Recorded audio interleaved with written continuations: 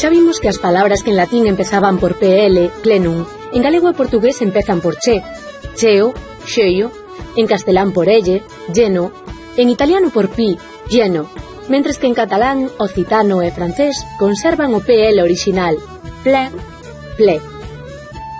Ben, pois cando en latín empezan por CL, a evolución é moi parecida. Así, do latín claven temos en galego chave e en portugués xafe.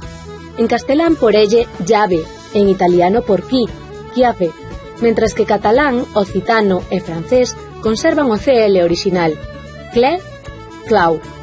Como se ve, a evolución de PL e CL son evolucións paralelas. Do latín claudere naceu o galego choer. A palabra choer é patrimonial galega e significa cerrar unha herdade con muro ou cunha sebe, pero tamén cerrar unha porta ou fiestra. Xosé Luís Franco Grande publicou en 1957 a súa peza teatral Vieiro choído. Choer é pechar. O participio latino de claudere é clausa, e dese clausa naceu a palabra galega chousa.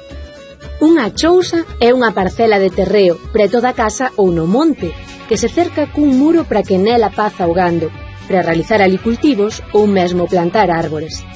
Na toponimia hai moitas chousas. En Galicia hai 23 concellos que teñen un lugar que se chama Chousa, a Chousa, as Chousas, Pazo das Chousas, Rego da Chousa ou Fonte Chousa, Fonte Cercada. Hai tamén soas chousas, que quere dicir lugar que está máis abaixo ca as chousas. Su é a preposición sub, que quere dicir debaixo de. Chouselo é diminutivo de chousa, e significa unha pequena parcela de monte cercada por un muro, é dicir, unha chousa pequena.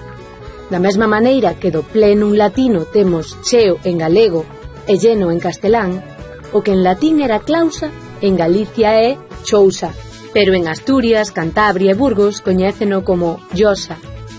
Con este exemplo entenderemos que do clamare latino teñamos chamar en galego, llamar en castelán, chiamare en italiano.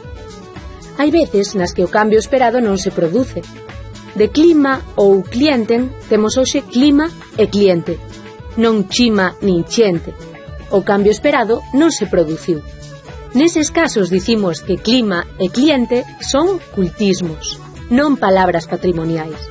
Estas diferenzas son constantes, así que o galego é unha maneira orixinal de sermos latinos. Ben falado! Animais que atacan ás galiñas. Raposos. Para facer a comida hai que pasar por...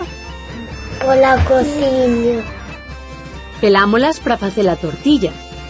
Patacas. Ves como sabes? Agora que saben que do latín clamare temos en galego chamar, xa comprenden que digamos que un crime clama ao ceo. Ou que a unha persoa que é inoportuna lle digamos estate por aí que xa te chamarei. E do latín claven temos en galego chave. Por iso decimos matemáticas 1 é chave para matemáticas 2. Primeiro hai que aprobar matemáticas 1. E tamén decimos que abril e maio son as chaves do ano. Pero en cambio decimos a motivación é a clave no estudo.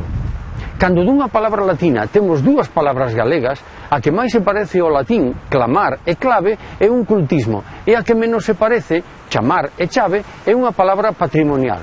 O que está moi ben guardado, decimos que está guardado baixo 7 chaves. Chave é unha palabra patrimonial. Agora,